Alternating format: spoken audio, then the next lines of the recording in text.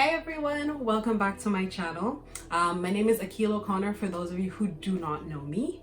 Make sure you subscribe to my channel for more videos about London, traveling, when Corona will permit me to, and just story time and general encouragement. Now that that's out of the way. My first story time video? Cute. But anyway, so first story time video, and it's about the time I was catfished on Tinder. And you know, it's so funny because I love watching Catfish. I used to watch it all the time with Neve and the other guy. I don't know his name. And I'm like, I never thought this would happen to me. And to be fair, it's nothing as grand as what happens on that show because those people are crazy. How are you going to be talking to someone for 2 years and have never seen them? You just stupid. But anyway, so like many millennials, I am on Tinder.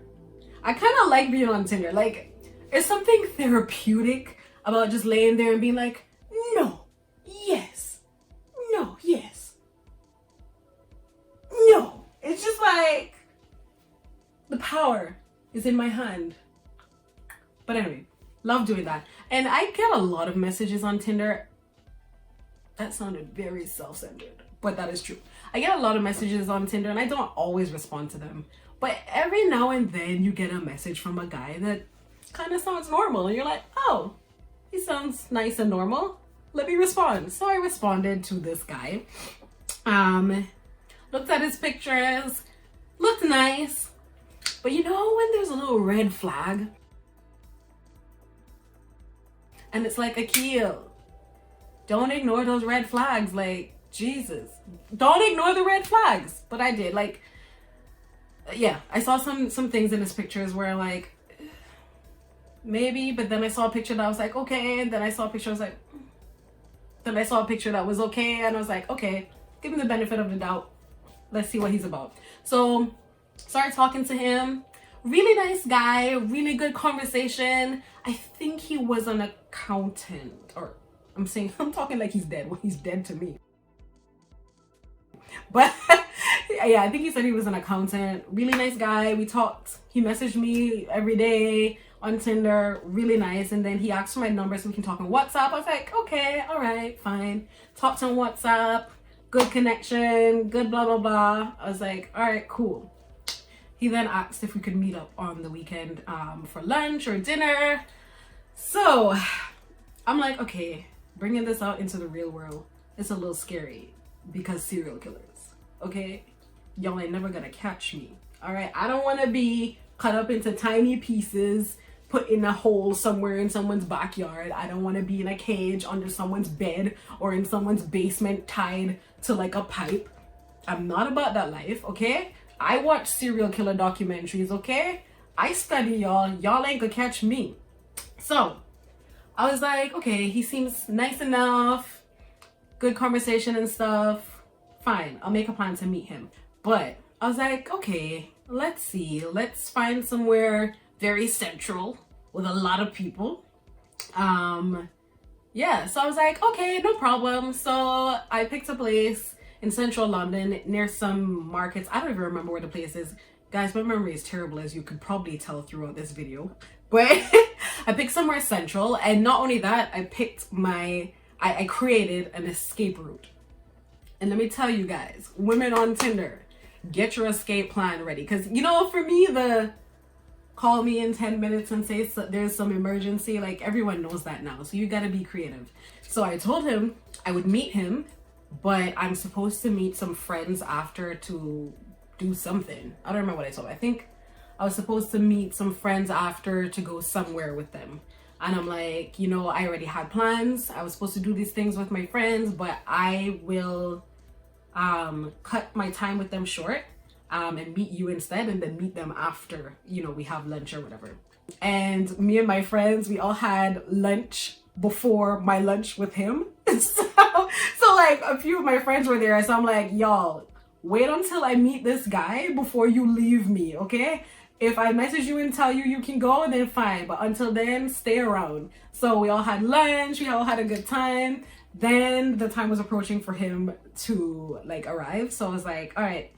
So We all left the restaurant we're at because I was supposed to meet him at a restaurant in the courtyard, but just not the same restaurant. So my friends went walking about, and he messaged me. He's like, oh, this is bad, but he had to drive for half an hour, park his car, then take a train in to meet me. I was like, that's so nice for him to make all that effort, but you gotta do what you gotta do. But anyway, so he messaged me now. I'm in the courtyard, and he's like, okay, I'm almost there. I'm coming from whichever side. So I was like, all right, cool. He told me he was wearing a blue shirt. So I was like, all right, cool. So I'm in the courtyard walking towards that general area. And and I see a guy in a blue shirt come in. I was like, oh, nah, that's not him. So I kept walking, and then I heard Akil. I was like,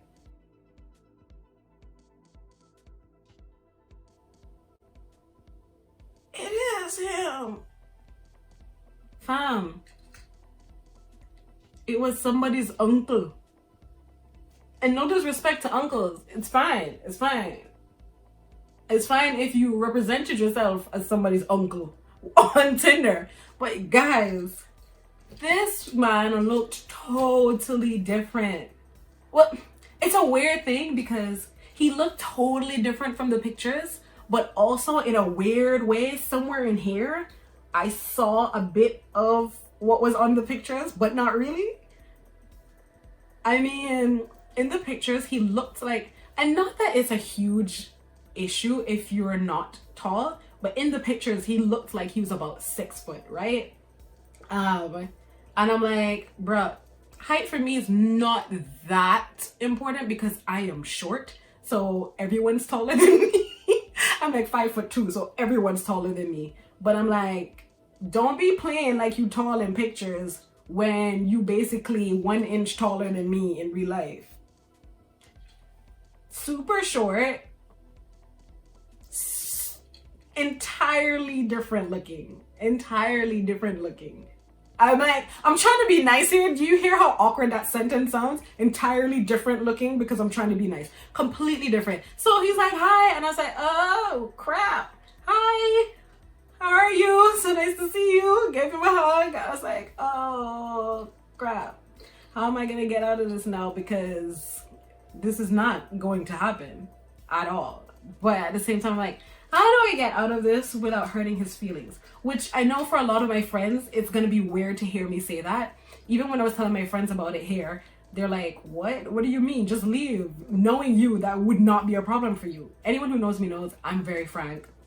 I'm very to the point. Like, I'll just say what it is.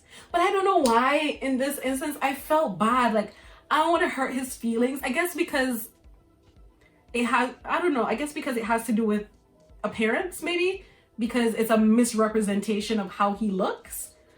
So I'm just like, I don't want to hurt his feelings and just be like, bye. You know, I don't know. It was weird. But anyway, so I was like, how do I get out of this without hurting this man's feelings? So we started walking towards the restaurant we're supposed to go to, right?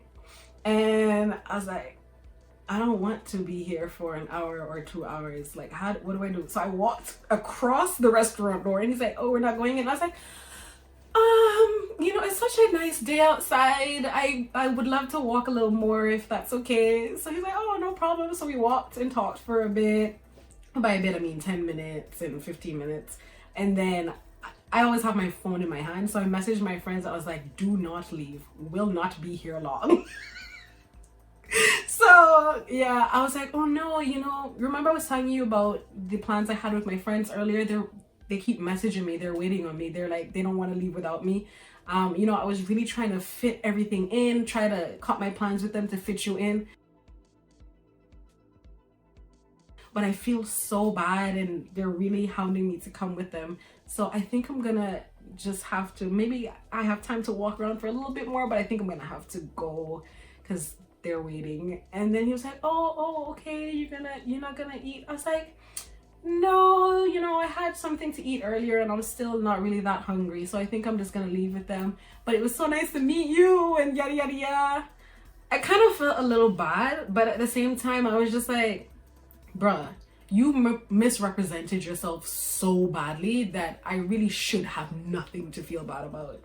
So, you know, I was like, okay, it was so nice to meet you, blah blah blah. and I sprinted to my friends.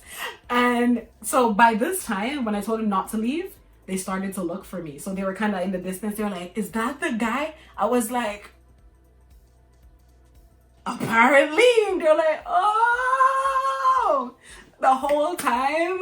Even to this day, it's kind of like a joke between us, the time that Akil got catfished, because he looked nothing, fam, nothing like his photos. And when I looked back on his Tinder profile, and we all looked back at it too, you know, just inspect it. You know what it looks like he did? It looks like he took someone, like a guy from his family, like a younger guy from his family, and took his photos and put it in with some of his actual photos.